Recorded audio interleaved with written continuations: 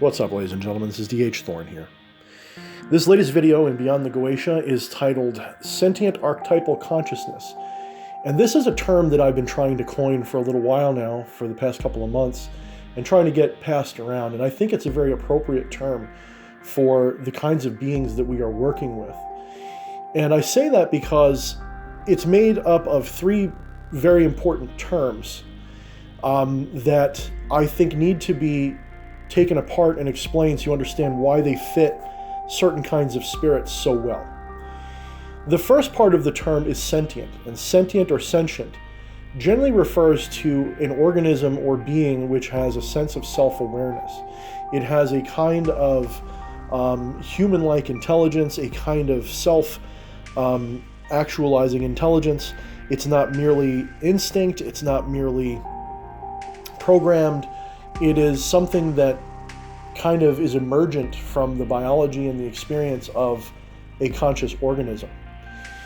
And another part of the word is consciousness. Okay, now consciousness can be individuated or it can be pluralized. And I like to believe that conscious is a plural word and we are individualized identities within that consciousness. So you, me, the dog, the rocks around you, even perhaps most likely, have a certain amount or a certain attachment to or a certain interaction with the consciousness pattern, the consciousness ether.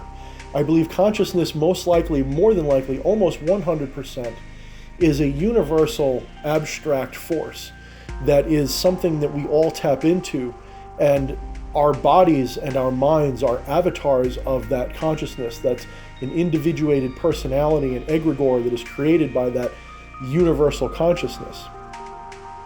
So we are all this universal consciousness, and an individuated consciousness would be someone who believes they are an I, for example, and that is also very close in terms with sentient. So a sentient consciousness would be an individual or a group of individuals in any sense that has an identity and operates as an individuated being with an egregoric mask. And before you get too far ahead of yourselves, we all are an egregoric mask. You are an egregoric mask of what you truly are. And I can tell you this, well, I shouldn't say that's what you are, but that is what you express. So when you interact with everybody, and let's say your name is Bob, and you're talking to everybody, hi, I'm Bob. Well, Bob is an egregore, and it's an egregore that you have created, and it's an egregore that your friends have created as well, because the Bob that you know is very different from the Bob that they know. You know Bob very differently than they know Bob. You know, even though Bob is you and you express Bob honestly, they still see Bob differently. They create their version of Bob in their own minds based upon the input of your actions and your words and so on. So Bob has at least two identities, usually many more. Bob is usually the Bob that you know, or whatever your name happens to be, as well as whatever your name happens to be to somebody else, okay? So that's a good way to look at it. So this is an egregoric entity that we, as sentient consciousness, use as a mask to operate within this biological materialistic construct in which we live, which is based upon the Trinity of Self, this idea that there is a materialistic universe, which is rocks, trees, air, sun, stars, space, etc., versus an astral reality, which is made up of thoughts, ideas, forms, without substance, and so on. So as we explore this continuity, we recognize that within this framework of consciousness, whether it be sentient or pluralized or non-pluralized or individuated, there are things called archetypes, or archetypes, depends on what kind of inflection you like to use. Now, archetypes, if we're going by the Jungian, Carl Jung, the Jungian philosophy, you have this idea that there are universal archetypes in humanity. And there's also more than likely archetypes in nature that are independent of humanity as well. So we could also look at these as elemental forces if you want. You could also interchange the word archetype with an elemental force. And this elemental force, this archetype, represents ideas that are in their either purest form or are in a form that is difficult to break down further. So for example, love is an archetype. The experience and expression of love is an archetype. Every single culture has an archetype of love that is pretty much universal. We all recognize love no matter what species or culture is experiencing it. We seem to be able to recognize it. In a very similar manner, we can all recognize the archetype of sadness. If we were to take a song from one culture from 10,000 years ago that was a sad song to those people and bring it forward into today, I guarantee you that more than likely we would recognize at least the melody as being one that is somber, sad, or otherwise down-tempo. We would recognize it as being sad. So these are archetypal emotions. They have archetypal ideas. A tower is an archetypal idea. There is only one idea that is a tower. The idea of a tower, now a tower can make many different expressions. There can be many different kinds of towers. But the idea of a tower, every culture, every human recognizes that concept, at least within a certain amount of reason. So there are these archetypal ideas, and these ideas can also be types of people, types of action, types of energy. And so you can have archetypal energy. You can have archetypal, like electricity is like an archetypal energy. Fire is an archetypal energy. Air is an archetypal energy. Earth is an archetypal energy. And so these are elemental archetypes, but they are archetypes nonetheless. Now, usually for something to be an element, it usually has to combine with something else to create something else. So that's why we don't just call these things elemental archetypes, for example. We don't call love necessarily an elemental force, because even though you can combine love to create other things, it's not quite the same thing as the way the ancients saw earth, air, fire, and water, how they would combine to create different substances, either spiritual or physical. So in the spirit world, we have, again, let's go back to that term, sentient archetypal consciousness. And this is what I believe most higher level functioning spirits are. That is, spirits that exist in the astral world and interact with us in our magical rituals, in our dreams, and in our higher experiences. And we are not archetypal consciousnesses, but we are sentient individuated consciousness. We probably become archetypal at some point.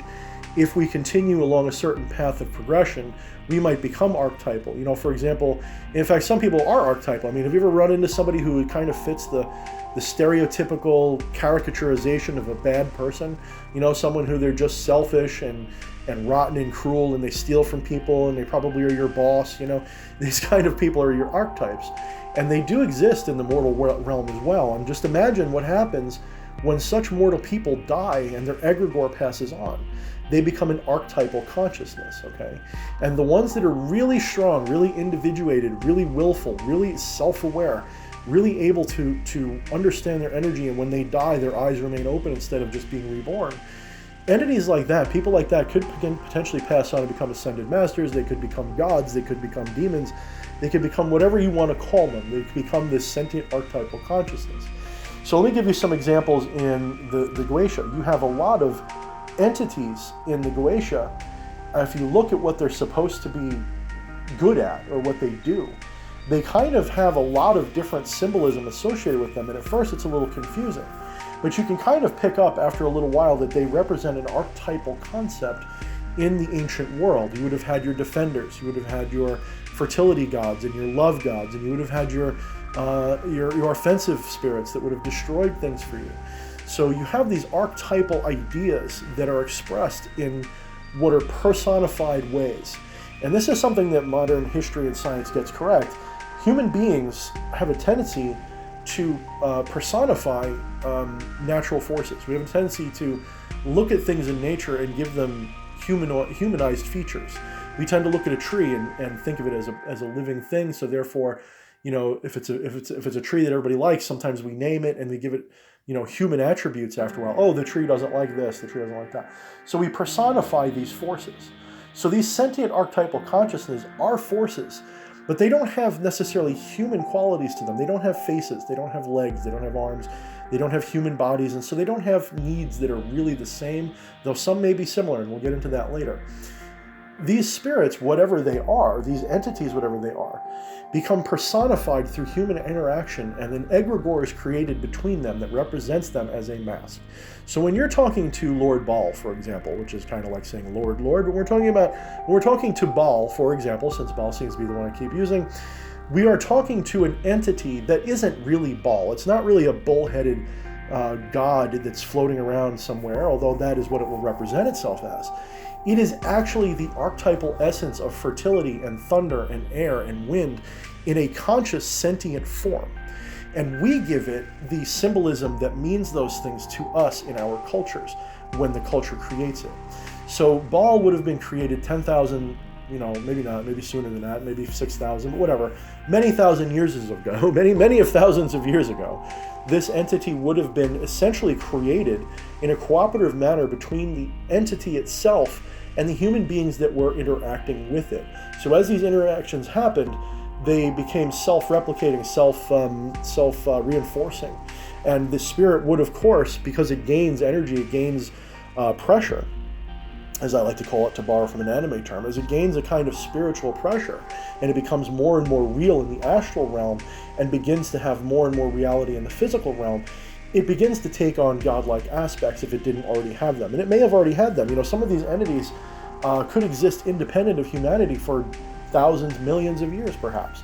And so they are very powerful already, and that's why they're so mysterious and strange, which is why they have completely different needs and ideas from us. So somewhere in the middle is the truth. Somewhere there's probably entities that are really ancient, perhaps before the dawn of man, perhaps just from the universe itself, perhaps. The universe is consciousness, so the universe might have just created these things, almost like, look up something called the Boltzmann brain, for example. It might have created a consciousness out of the initial conditions early on in the Big Bang, and this Boltzmann brain is not affected by distance, maybe for some reason. Maybe it's made up of particles that have spooky action at distance. That maybe they're quantumly entangled particles that make up its consciousness. It's difficult for us to say. This is all just pipe dream speculation at this point. But there is a plausible explanation for it in deep history. So these entities could have been formed early on and taken on whatever ideas, minds, or mentalities they want. And they don't exist as far as time concerns. They don't see time the way we do. They exist outside of time, perhaps. Or maybe because they are made up of light, time is stationary for them. Every point in the universe is equally far away from them as they are to one another. So, maybe to these entities, if they are light, for example, which is one of the theories that I work on, is that light is consciousness, that light, our bodies use the ambient light energy of the universe and all of the spectrum, not just visible light, to use it as like a carrier signal for consciousness, which is a very plausible idea. These entities could be part of that spectrum of light. They could be frequencies, they could be data being beamed back and forth around the universe in the manner of speaking. They could be oscillations in the photoelectric field or the electromagnetic field, whatever, that are quite literally just consciousness that has decided to take on personality traits or just has them. And we experience them in one form or another, perhaps quite by accident. Maybe just some ancient cavemen were looking up at the sky, saw thunder, and personified it. And there is an entity there that represents that, and there's some interaction that takes place by way of doing that, because what a human thinks appears in the astral realm, so to speak. What we think, what we imagine does happen there, and it doesn't necessarily have any power beyond that thought unless multiple people start thinking about it. If a bunch of people start agreeing that storm cloud is a god, then that storm cloud can become a god in the astral realm. And if more and more people do this over time, you can start to get an actual entity to form. This is the nature of egregores, and it is very likely that every god that we've ever experienced is really created by man deep in this history of time, deep in the midst of time. I'm not going to put all my money on that bet, but that is one of the bets that I would definitely put most of my money on. Is that most of these spirits are created in some capacity by humanity going back to the dawn of time. And there would be archetypal essences, archetypal ideas, and archetypal entities that would be more archetypal, more elementary to the human condition than any other. So if you go back to like caveman times, you have to think about what would cavemen, especially primitive men, what would they really, men and women, what would they really be interested in? Fear would be a gigantic motivator, hunger, sex, survival, all the lower chakra stuff, all the root and sacral chakra would be very, very important. And in fact, you always notice that people tend to evolve from the bottom up. They begin being more concerned about food and sex and interrelations than matters of the heart and caring, and then, or should I say power, and then heart, and then speaking, and then so on. So all of these things slowly build in humanity. If we look at humanity as if humanity was sharing one chakra system, we could almost say that humanity is probably somewhere around still somewhere around the sacral or solar plexus chakra. We haven't quite hit the heart chakra yet in terms of our development. Everything is rather undeveloped above the solar plexus as a general rule for the population. So humanity basing its ideas on these very basic things, the older gods are going to be based very much around basic needs such as procreation, food, procurement, safety, and war. And we look, and what do we see in every culture, every single culture that we look at? The further back we go, no matter what culture we look at, the most important gods are fertility and war. Those two are perhaps the two most important ones, followed closely by romantic love, some sort of thing, but that's usually something related to fertility. So fertility and war. So that's production and fighting. And so humanity, the most early gods are focused around these ideas. And then after these ideas have been solidified in each culture, then you suddenly have these ideas being given aspects, such as a god of war also happens to be a god of thunder. And he might also be really fertile because he likes to have a lot of powerful sons that can kick ass, and all this kind of stuff, or daughters, but let's be honest, most of the ancient cultures were patriarchal until a certain period in the New World, or should I say in the Americas and such, you have a lot more matriarchal cultures. But my point is that whichever it is, the most important things are basically killing and fucking. And I hate to put it like that, but it's the truth. Killing and fucking and eating are really what it's all about. And you can see that if you look at people who are very undeveloped socially, people who are, backwards, people who are criminal and minded. That's usually all they care about is fulfilling their basic needs of food, sex, and power. And so that is what these entities generally are focused on. It is only as civilization progresses that our gods become more sophisticated to match. And we begin to see, as we move out of hunter-gatherer societies, we move into more and more agrarian and civilized societies, that we begin to have, not just shamans, but priests, and we have all these rules, and instead of one or two gods or a bunch of animals that we call our spiritual family, we now have all these really eccentric and eclectic and sometimes very decadent gods form out of our reality. And you end up with all this kind of stuff, which it's like an explosion of different gods. And they're all very real, and they all worked with these gods, and these gods really listen to their people, and vice versa. Over time, however, this kind of idea became unwieldy, and you can see this now. Anyone who works with pagan magic right now, anyone who's a demon sorcerer like me, you kind of have to pick and choose what spirits you're going to work with. I've often coined the joke, it's not like Pokemon, we've got to catch them all. You just can't. There are some occultists who do, and more power to them, but I don't really believe that's the right way to go about it necessarily. I think that's interesting if you can catalog them all. Maybe you're a prodigy and you can speak to every spirit once by invoking them every day and get a full, notebook based on each spirit from one channeling. I don't know. I don't think that's really likely. But some people maybe can do it. And the ones who can, that's great. But for the most part, it's really unwieldy to have to worry about hundreds and hundreds, maybe thousands upon thousands of spiritual entities that are known to man, to say nothing of the million, billion likely entities that are out there that have no name, that have never been interacted with humanity directly in a way that would give them a name, just unknown forces that are out there that work in our world. The unseen world, basically, the night side, if you will.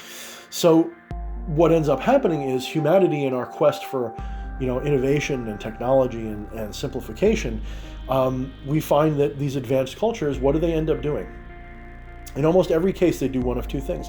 They either centralize the authority of the gods under one main god, and this usually takes some time. Usually it begins with the creation of an elder god or a super god or a high god, a Jupiter, a Zeus, something like that becomes the king of the gods. But then eventually you get to the point where you get to monotheistic religions. Over time, people just generally convert to a monotheistic religion, and it's not a hard rule. I mean, you have the Hindu culture where they have still many gods, but if you look, they still mainly focus on nowhere near as many actually exist. They actually have many more gods than the average person will worship or work with. Most will pick one or two that they spend most of their time on. And as pagans or dark sorcerers, we should be similar in a lot of ways. We probably shouldn't be wasting our time trying to work with every spirit out there. We should probably pick and choose the ones that are most interesting to us and just dwell on them. Life is short, don't try to spread yourself too thin. Work with the ones that want to work with you would be my personal advice to most people. Most people starting on this path really only work with one or two in their whole life. I've seen that many times. So we have this tendency to simplify our religions down to either a smaller pantheon with a bunch of, we'll say, orbiting lesser spirits that come and go in our culture, or we turn on to a single God or deity form, which would be like Yahweh, God, or the Holy Trinity, God the Father, the Son, and the Holy Ghost, in the Western world. Now, in the Eastern world, the answer was a little different. They allowed their gods to remain, but for the most part, they shifted over towards, more philosophical and secular ideas. They were independent of this esoteric, deity forms. So you could have Shaolin monks and Zen Buddhists and Taoists and such that really didn't waste their time on necessarily the names of gods and working with them individually. They were more interested in the actual function of reality. You have like your Lao Tzu who creates the Tao Te Ching and creates this system of understanding, which is not that different from the Hermetic principles in a lot of ways. I mean, yes, there's some differences, but there's a lot more alike than disalike if you really, really pick it apart. And the same thing could be said for every culture. So we kind of have this situation where I'm not saying that it's better to be down to one God or no God, but it does seem to be the natural progression of human interaction with this stuff. We tend to simplify. Even myself doing what I do, I come from a position of a monist. I believe that we are all one thing, not just parts of one thing, but there is no separation between those parts. We are all one thing, but each part of that thing, every inch of that thing thinks it's separate, but it's not. So I come from a rather simplified perspective, which is one of the reasons why I have a little bit of success understanding what I do. I don't have to jump through a million hoops to understand that I've simplified it. It's like taking an algebraic equation and simplifying the terms and the denominators so that you can easily solve for x, basically. But that doesn't mean that a plus b doesn't exist. It just means you can simplify it down to x if you really want to. So in my personal worldview, if we really want to get down to brass tacks, I believe that all of these spirits are masks worn by the galactic, universal, maybe megaversal, omniversal consciousness, this consciousness that is pervasive throughout the universe. And this consciousness takes on many different individuated masks, deciding for a time that it is this, that, and the other thing, and that are independent from one another. Ultimately, they are all originating from the same thing. They are all the same thing, but they still have individuated experiences. And so we have what we call a sentient archetypal consciousness, this idea of an entity, at least on the higher levels, that may be created by man or may have originated, self-originated somehow, that represent archetypal ideas. And this is also one of the evidences for the idea that the astral realm is archetypal in nature. It is form and thought in nature and not substance. It is the shape of a box, but not a box. It is the ideal of a box, but without the judgment of what makes a box good or bad. It is the idea of a box in all of its many forms, and that is what you find in the astral. This is one reason also perhaps why we can all have so many different experiences of the same things in the astral. We can look at the same thing in the astral and we can have very different experiences. But you will find that if you pare it all down, there's usually an archetypal similarity between what we all see. So we might all look at ball, we might all see something different in terms of the actual perspectives and shapes and forms and symbols. But if we reduce it down to its fundamental nature, it always comes up to be a god of fertility, a god of thunder, a god of this, a god of that. And you can probably even pare it down further than that. So anyway, that's it for this episode of Beyond the Goetia. I hope you guys found it interesting. Leave me a comment below if you agree or disagree, or if you have some ideas of contention. I don't like aggressive debating, but of course any questions or any comments of differing ideas is fine as well. So thanks guys, I hope you guys enjoyed it. We'll talk again soon. Show me your support by making sure to like and comment on this video. Subscribe and hit the bell for updates, and then if you wish, share this video responsibly. If you want to support me further, or want to know more about my practice, or learn to master your own, consider purchasing my high-quality book, Become the Maelstrom. The link is in the description. If you need my help, or want to book my professional services, you can contact me directly on Facebook, or go to FromTheAshesPublishing.com and look for my list of services under Magical Services. If you do not see a specific service or ritual that addresses your concern, contact me and I can tailor-make a custom ritual working just for you. The link for all this are in the description. Thank you, and mind the shadows.